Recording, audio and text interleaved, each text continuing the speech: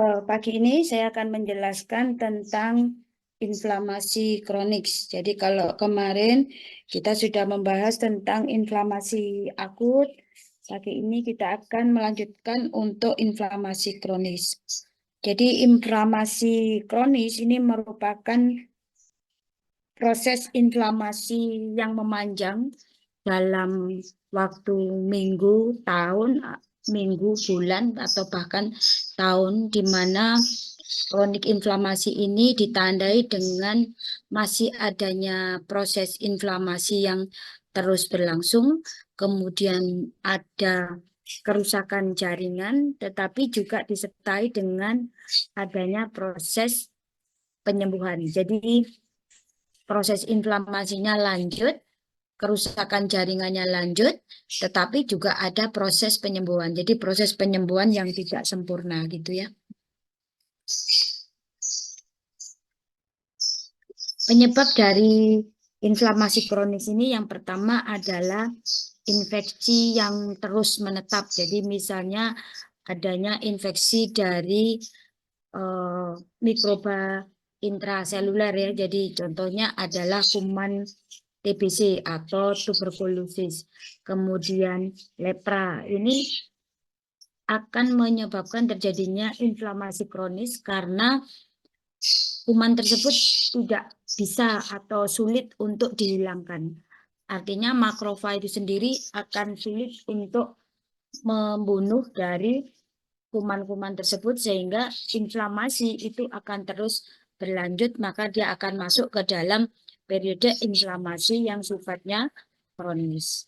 Kemudian juga adanya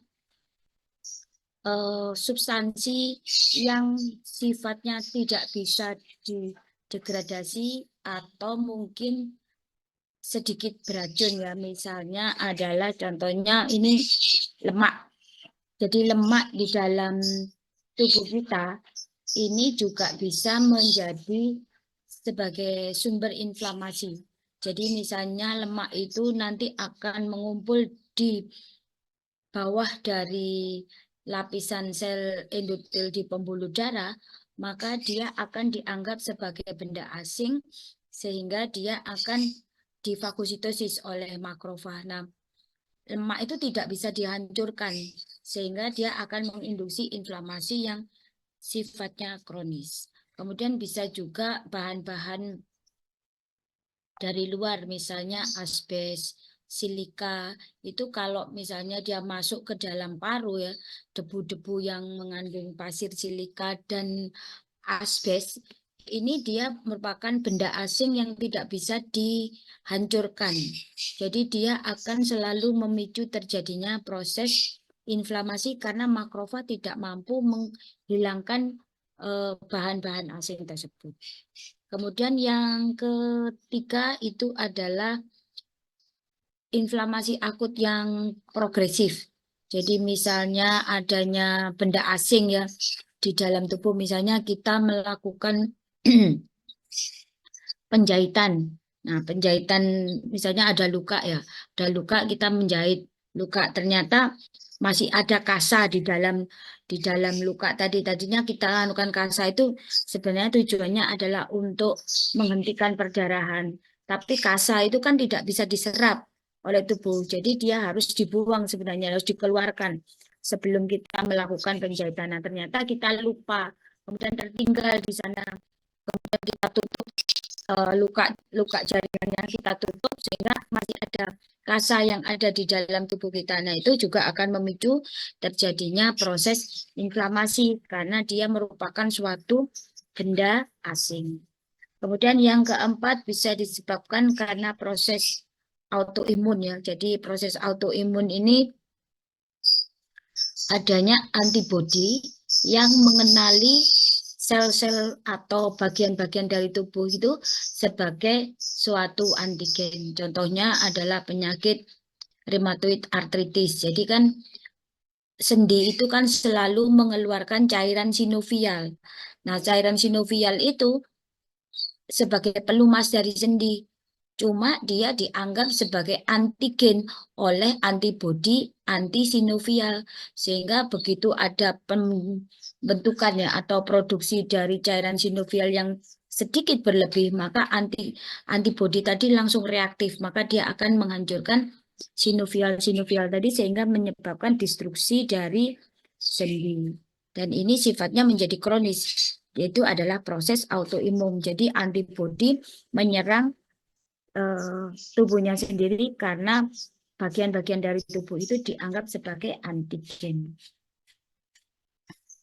Sel apa saja yang terlibat di dalam proses inflamasi kronis? Yang pertama adalah sel monosit dan makrofag, di mana kedua sel ini merupakan sel yang utama ya, yang bekerja pada proses inflamasi kronis. Kemudian yang kedua adalah sel T limfosit. Jadi T limfosit ini berperan di dalam imunitas seluler untuk memproduksi limfokin, di mana limfokin ini merupakan suatu regulator ya, jadi suatu pengatur ya, pengatur dari sistem imun. Jadi kalau invasi atau inflamasi kronis, maka limfositnya banyak, dia akan mengeluarkan banyak limfokin. Nah, limfokin ini akan meningkatkan terjadinya reaksi imunologi. Kemudian yang ketiga adalah B limfosit dan sel plasma, di mana B limfosit dan sel plasma ini berperan untuk menghasilkan antibodi untuk menghancurkan antigen yang ada pada proses inflamasi kronis, juga akan berfungsi untuk menetralisir ya, menetralisir dari jaringan-jaringan yang mengalami kerusakan pada saat proses inflamasi kronis. Kemudian ada mast cell dan eosinofil, di mana kedua sel ini terutama berperan pada inflamasi kronis akibat infeksi parasit dan reaksi alergi. Terus ada nitrofil. Jadi nitrofil ini sebenarnya dia berperan di dalam respon imun akut, tetapi dia bisa berperan di dalam proses inflamasi kronis. Jadi kalian masih ingat ya, kalau misalnya antigennya itu adalah antigen yang intraseluler, maka kan akan mengaktifkan T limfosit CD8. Nah, T limfosit CD8 ini nanti kan akan mengaktifkan sitotoksik limfosit sehingga sel-sel yang berfungsi fagosit pada reaksi imun yang innate itu akan aktif kembali. Jadi nitrofil itu kan termasuk di dalam respon imun innate ya. Jadi hanya dalam waktu berapa? 6 sampai 12 jam. Setelah itu kan dia akan masuk ke adaptif. Nah, kalau antigennya itu masih terus ada, di mana antigen tadi itu sifatnya adalah intraseluler, maka nitrofil ini akan terus dipacu untuk terus bekerja, sehingga pada kondisi inflamasi kronis juga bisa terjadi peningkatan sel nitrofil. Contohnya adalah kronik osteomielitis, jadi infeksi pada tulang ya, misalnya ada fraktur terbuka, kemudian tulangnya itu terekspos keluar dari kulit ya, dari menembus kulit, maka ada bakteri-bakteri dari luar, mikroba dari luar itu masuk ke dalam tulang, maka dia akan menyebabkan infeksi yang disebut dengan osteomielitis atau actinomycosis, jadi infeksi jamur. Kemudian bisa juga karena infeksi atau inflamasi kronis pada paru yang disebabkan karena merokok atau mungkin karena debu ya. Jadi misalnya bekerja pada pertambangan, kemudian bekerja pada pabrik asbes. Kalau sekarang sudah tidak ada ya asbes. Kalau dulu kan untuk untuk atap itu kan dari asbes. Jadi kayak ada serabut-serabut kain yang kecil-kecil gitu ya, yang itu debunya merupul itu. Nah, sekarang sudah tidak pakai asbes lagi, jadi pakai apa itu galvalum ya. Jadi lebih aman untuk paru. Berikutnya adalah perbedaan dari inflamasi akut dan inflamasi kronis. Yang pertama berdasarkan durasinya atau waktunya. Kalau inflamasi akut itu sebentar ya, jadi cuma kurang dari 3 bulan. Jadi kalau infeksi itu sudah berlangsung lebih dari 3 bulan, maka dia disebut inflamasi yang sifatnya kronis. Kemudian polanya itu selalu sama ya. Jadi kalau inflamasi akut itu pasti ada cardinal sign. Jadi ada demam, ada tumor, ada rubor, ada kalor, ada fungsiolesa. Nah, kalau kronis, cardinal sign itu menjadi tidak lengkap. Kadang ada demamnya sedikit, terus ada mungkin apa fungsiolesanya ada tapi tidak ada tumor. Kemudian mungkin ada tumor tapi tidak ada rubor. Mungkin masih ada kalor ya. Jadi bervariasi gejalanya. Jadi cardinal sign-nya itu tidak full blown atau tidak lengkap. Kemudian sel yang dominan kalau di akut inflamasi adalah neutrofil, sedangkan kalau pada inflamasi kronis itu ada plasma sel, makrofag, dan limfosit yang dominan. Kemudian kerusakan jaringannya kalau akut inflamasi ringan sampai moderate, tapi kalau yang kronik itu lebih luas. Kemudian pada inflamasi akut tidak terbentuk jaringan fibrosis, tapi kalau kronis itu sudah terbentuk jaringan fibrosis yang menunjukkan mulai ada proses penyembuhan tetapi tidak sempurna. Kemudian bentuk inflamasinya biasanya kalau akut itu adalah eksudatif ya. Jadi yang keluar itu adalah protein, cairan, kemudian sel. Sedangkan kalau yang kronik inflamasi itu dia juga menghasilkan cairan ya, cairan yang lebih produktif ya. Jadi ya, apa? Karena inflamasinya kan masih terus-menerus ya, jadi dia akan menghasilkan cairan lebih banyak. Kemudian klasifikasinya ada 2 macam, yaitu yang spesifik dan non-spesifik. Kalau yang non-spesifik, ini ada akumulasi dari makrofag dan limfosit di jaringan yang mengalami injuri, kemudian ditambah dengan terbentuknya jaringan-jaringan ikat fibrosis ya. Di sini ada yang merah muda ini adalah jaringan ikat fibrosis, kemudian yang bergerombol ini, sel-sel yang bergerombol ini adalah sel makrofag, kemudian yang dilingkari atau diliputi oleh sel-sel limfosit. Nah, ini adalah contoh dari kolesistitis kronis. Jadi dia ada bentukan di mana ada antigen yang dimakan oleh makrofag, kemudian dikelilingi oleh limfosit. Jadi intinya dia apa namanya? Dilokalisir ya, supaya dia tidak menyebarnya. Kemudian tanda berikutnya ada jaringan ikat fibros yang menunjukkan mulai ada tanda-tanda proses penyembuhan yang belum sempurna. Kemudian kalau yang spesifik itu disebut dengan inflamasi granulomatus. Jadi ini biasanya terjadi pada pasien-pasien dengan infeksi karena TB atau lepra. Maka di sini akan ada namanya adalah sel epiteloid ya. Jadi sel epiteloid itu adalah suatu sel makrofag yang membesar di mana dia ini mengalami apa namanya aktif ya. Dia terus aktif sehingga dia ukurannya menjadi besar. Kemudian epiteloid itu nanti akan bergabung menjadi satu. Dia akan membentuk sebagai giant cell. Kemudian di luar dari giant cell ini akan ada sel-sel limfosit, kemudian juga akan ada jaringan fibros ya. Nah, nanti jaringan fibros ini nanti juga akan mengalami apa namanya, destruksi.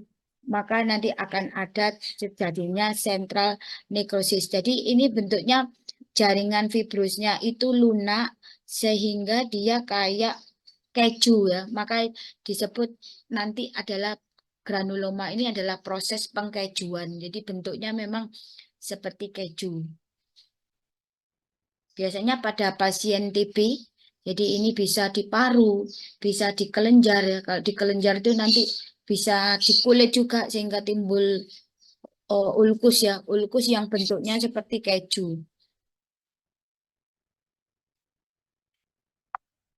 Tipe dari giant cell ini yang pertama adalah foreign body giant cell, ini disebabkan karena adanya material yang tidak bisa diserap di dalam tubuh. Jadi contohnya misalnya tadi ya, adanya kasa di dalam tubuh atau adanya benang. Misalnya kita hacking, harusnya kita pakai benang yang bisa diserap, ternyata kita salah mengambil benangnya. Maka benang yang harusnya diserap itu kita ambil benang yang tidak diserap. Sehingga benang tersebut akan ada terus di dalam jaringan tubuh kita. Maka dia akan merangsang timbulnya inflamasi yang sifatnya kronis. Nah, di sini sel-sel makrofag dan giant cell-nya disebut dengan foreign body type giant cell. Jadi giant cell karena adanya benda asing di dalam tubuh. Kemudian yang kedua adalah Langhans giant cell.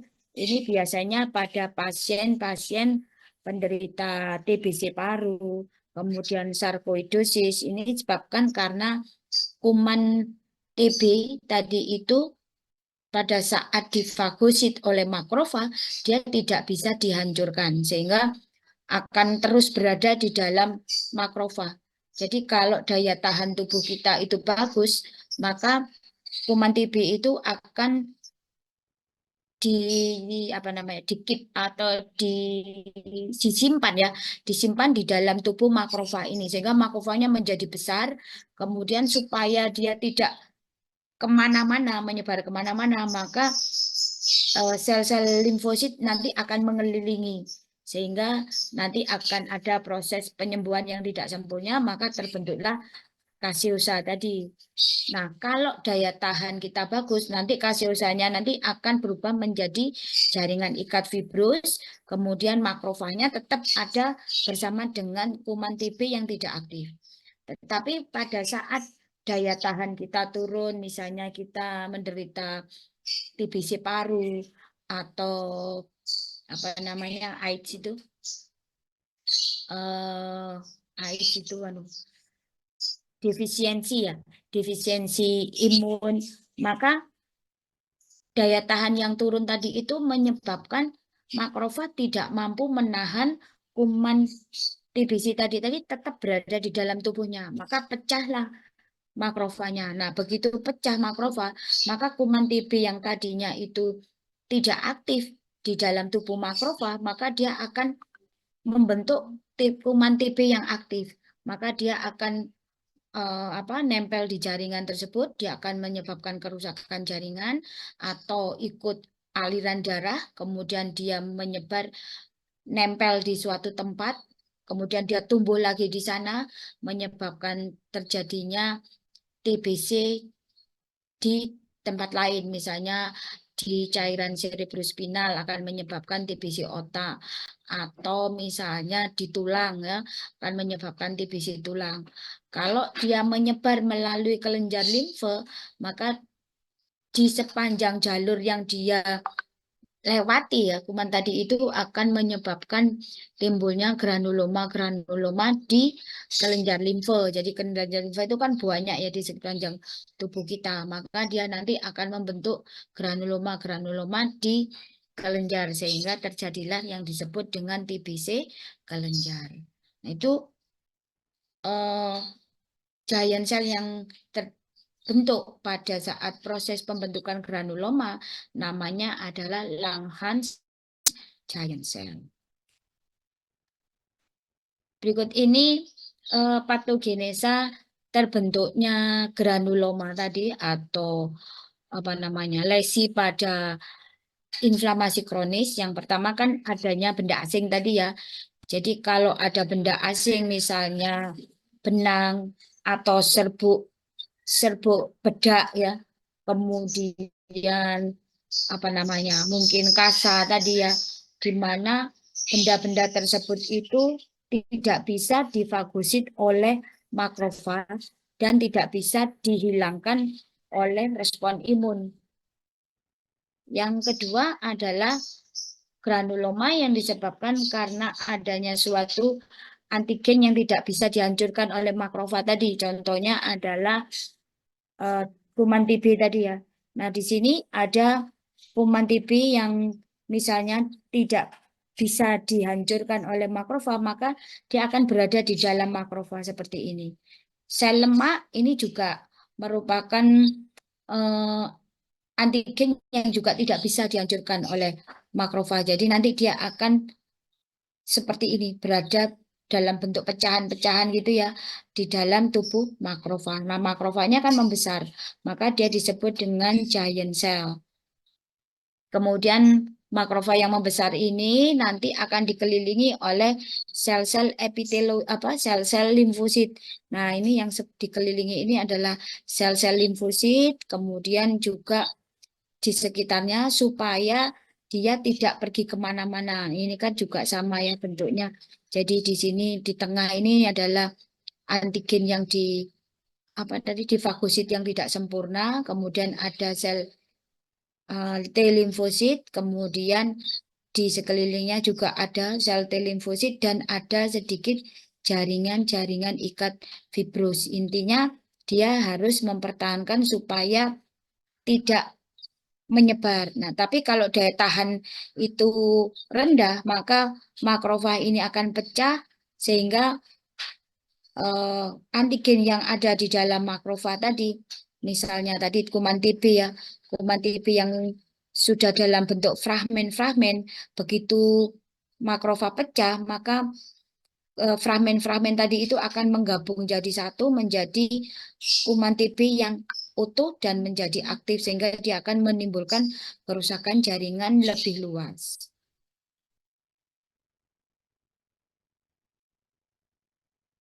Penyebab utama terbentuknya granuloma, jadi bisa selain kuman TB ya, jadi ada protozoa, misalnya Leishmania, Toxoplasma, kemudian dari Chlamydia itu namanya limfogranuloma venerum, kemudian yang idiopatik misalnya dalam kondisi asidosis atau kondisi sirosis biliaris.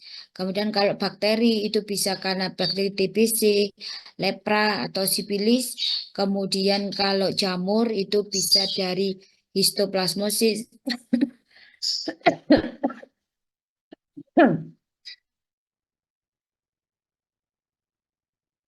Cryptococcus, Coccidionimycosis, dan Blastomycosis. Kemudian kalau dari cacing itu bisa disebabkan oleh schistosomiasis. Kemudian sistemik efek dari inflamasi atau efek sistemik ya dari inflamasi kronis yang pertama bisa terjadi demam. Demam ini merupakan tanda utama untuk terjadinya proses inflamasi. Demam ini disebabkan karena adanya mediator-mediator inflamasi yang dilepaskan oleh makrofag atau sel-sel yang mengalami kerusakan sehingga memicu pusat termoregulasi yang ada di hipotalamus. Kemudian bisa juga terjadi proses respon endokrin dan metabolik. Misalnya nanti hepar itu akan mensekresikan protein fase akut ya. Ini merupakan penanda bahwa terjadi proses inflamasi. Contohnya adalah protein sistem komplement dan protein-protein koagulasi.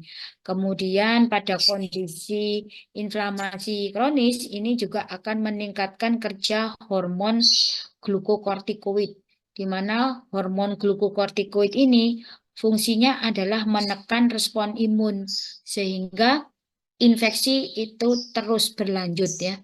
Kemudian bisa juga terjadi penurunan dari hormon vasopresin atau ADH. Kemudian bisa juga terjadi perubahan perilaku. Contohnya akan bisa mengalami kondisi menggigil. Contohnya pada infeksi malaria ya. Malaria kronis itu juga akan ada periode menggigil, kemudian anoreksi atau nafsu makan menurun, kesadaran menurun, atau badan terasa lemas. Kemudian kalau terjadi peningkatan jumlah leukosit, ini namanya adalah leukositosis, terutama pada infeksi yang disebabkan bakteri, di mana biasanya jumlah leukositnya itu antara 15.000 sampai 20.000 sel per milimeter kubik. Kemudian leukosit yang meningkat itu terutama adalah neutrofil ya, kalau infeksi bakteri. Tetapi kalau infeksinya itu disebabkan karena infeksi virus, maka yang meningkat leukositnya adalah jenis yang limfosit. Kalau infeksi parasit dan reaksi alergi, maka jenis leukosit yang meningkat itu adalah eosinofil.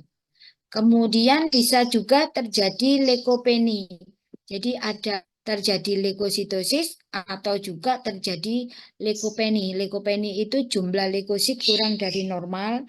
Ini disebabkan karena infeksi Salmonella typhosa ya, dan penyakit-penyakit karena infeksi parasit. Ini akan menyebabkan terjadinya leukopeni. Kemudian berat badan menurun, ini disebabkan karena tingginya mediator-mediator inflamasi yang akan menekan pusat lapar di hipotalamus, sehingga pasien-pasien dengan kondisi infeksi itu biasanya badannya kurus ya, karena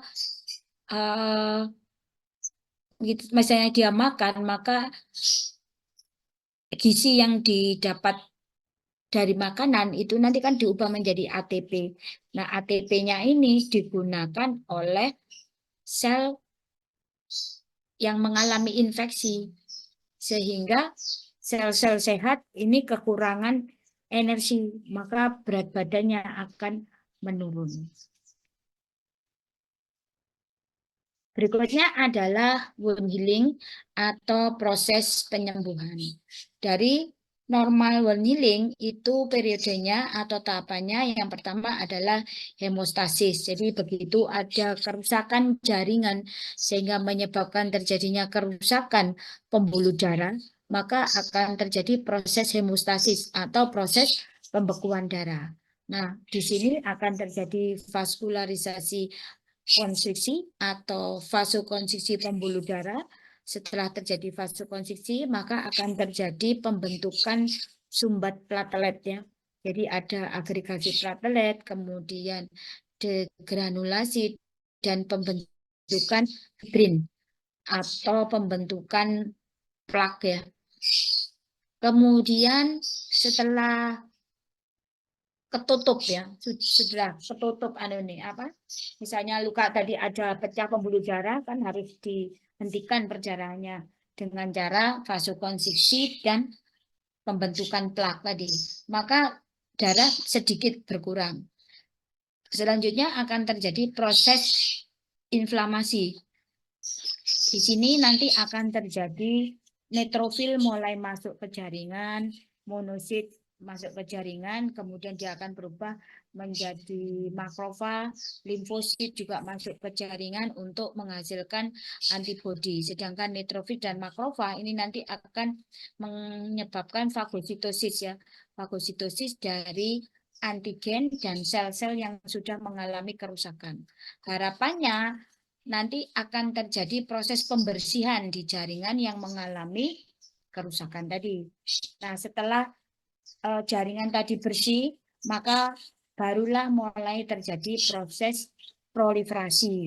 Nah, proliferasi ini ditandai dengan adanya pembentukan epitel-epitel baru, pembentukan pembuluh darah baru, kemudian pembentukan kolagen dan deposit dari ekstra sel matriks ya, matriks ekstra sel, sehingga akan terjadi penutupan dari luka, tapi masih dalam bentuk jaringan yang masih apa ya, masih belum sempurna ya. Jadi masih ada epitel yang baru tumbuh, kemudian pembuluh darah tumbuh, kolagen, dan ada ekstra sel matriks deposit ya.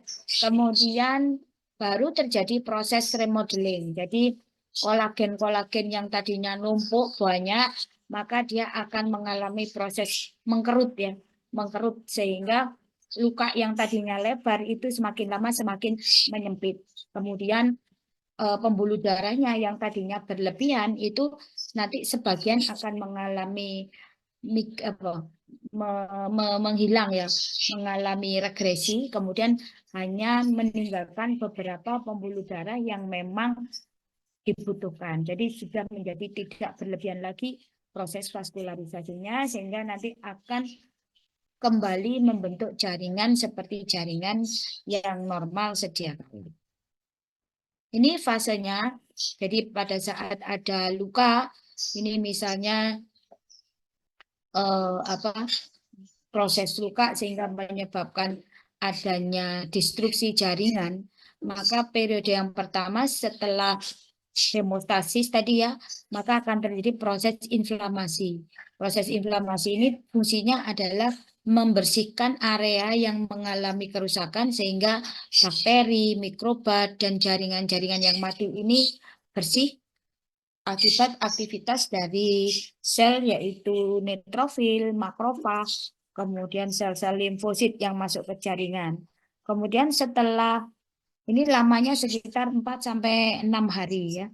Kemudian setelah proses inflamasi ini selesai, jaringan sudah bersih, tidak ada antigen, tidak ada jaringan-jaringan yang mengalami kerusakan atau kematian, maka barulah mulai masuk ke fase proliferasi.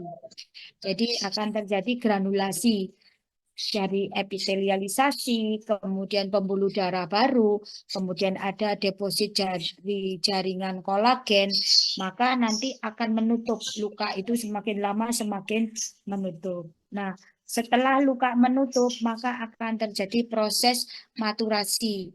Nah, maturasi ini nanti akan terjadi pembuluh darah mulai berkurang, kemudian jaringan ikat kolagennya itu nanti mengkerut sehingga luka ini nanti akan semakin lama semakin menyempit.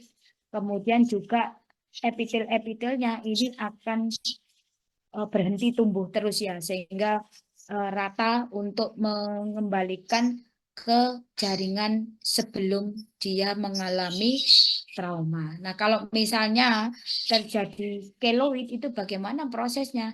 Di sini. Jadi granulasinya terus aja, sementara proses maturasinya tidak sempurna, sehingga jaringannya misalnya lukanya hanya bentuk garis gitu ya. Nanti penyembuhannya itu akan melebihi garis tadi.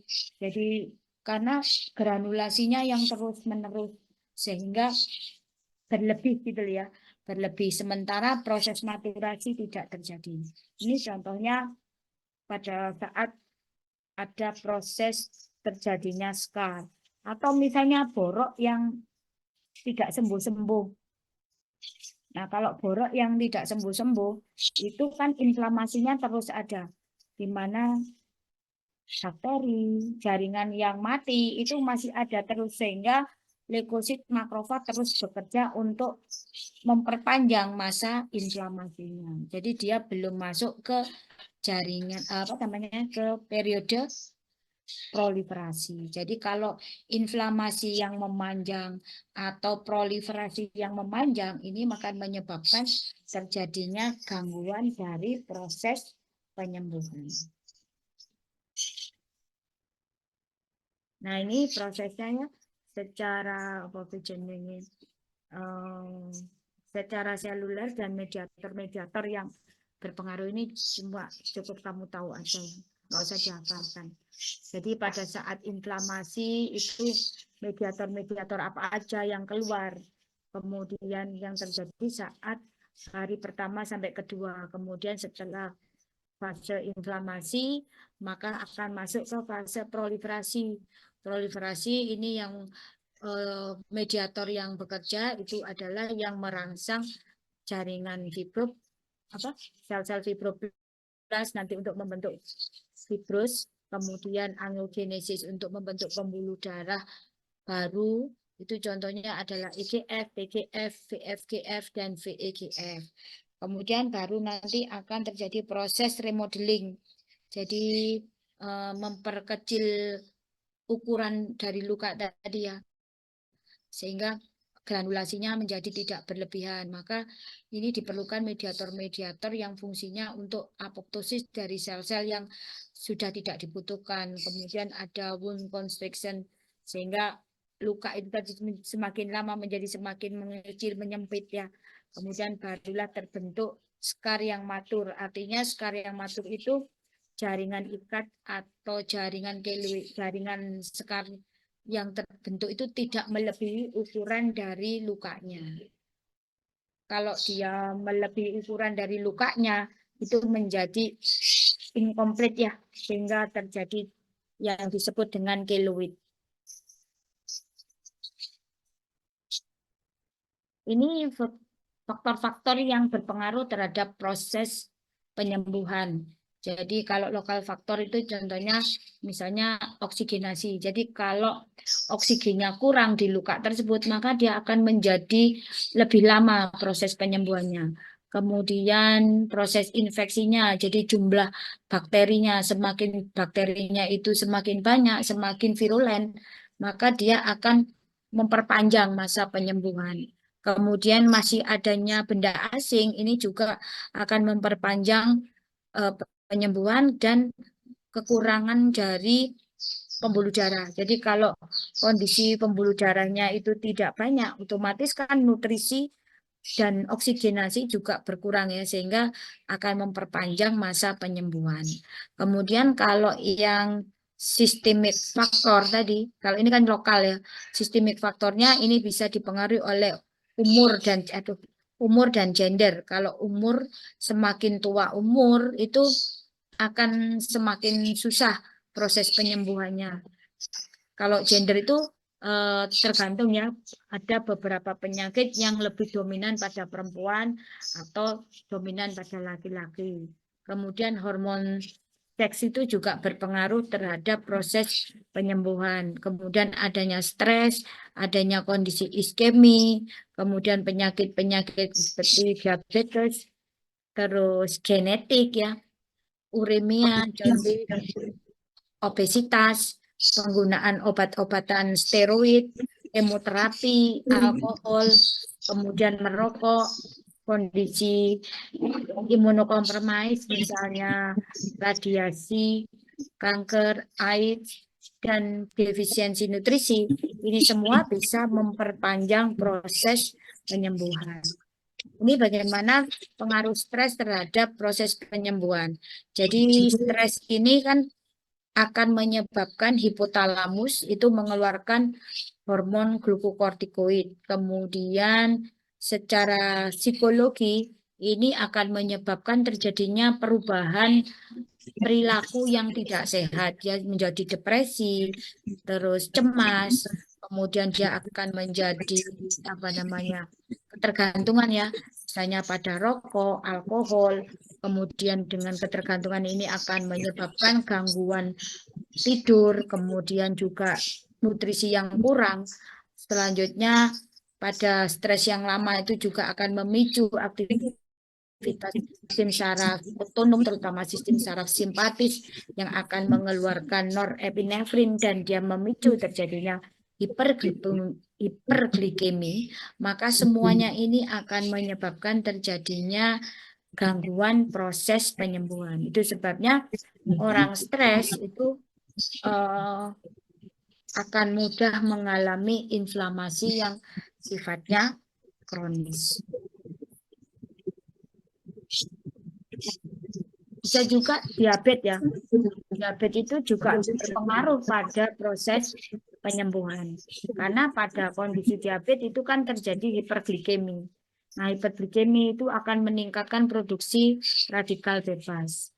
Kemudian pada kondisi diabetes juga bisa terjadi kondisi neuropati, jadi gangguan fungsi saraf, kemudian gangguan fungsi imun, terus gangguan pembentukan pembuluh darah baru, kemudian aktivitas dari enzim-enzim proteolitik meningkat, kemudian pembentukan fibroblast terganggu, terus kondisi hipoksia. Ini semua akan berpengaruh untuk proses wound healing, sehingga pada pasien diabetes itu kenapa kok lukanya menjadi lebih lama susah sembuh, itu karena beberapa faktor ini yang menyebabkan proses penyembuhan menjadi memanjang. Jadi dia bisa menyebabkan inflamasinya yang memanjang atau proses pembentukan granulasi atau fase proliferasinya yang memanjang.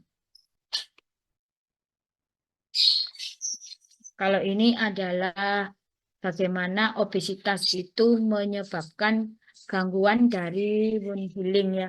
Jadi kalau faktor lokal tadi itu adanya kekurangan vaskularisasi di jaringan lemak, kemudian adanya lipatan-lipatan di kulit yang merupakan tempat berkembangnya mikroba, kemudian adanya tanda kulit sehingga dia akan menyebabkan iritasi yang merupakan tempat masuknya mikroba, kemudian tekanan pada kulit itu juga meningkat ya, terutama pada bagian-bagian yang paling bawah yang tertekan itu ya, sehingga akan menyebabkan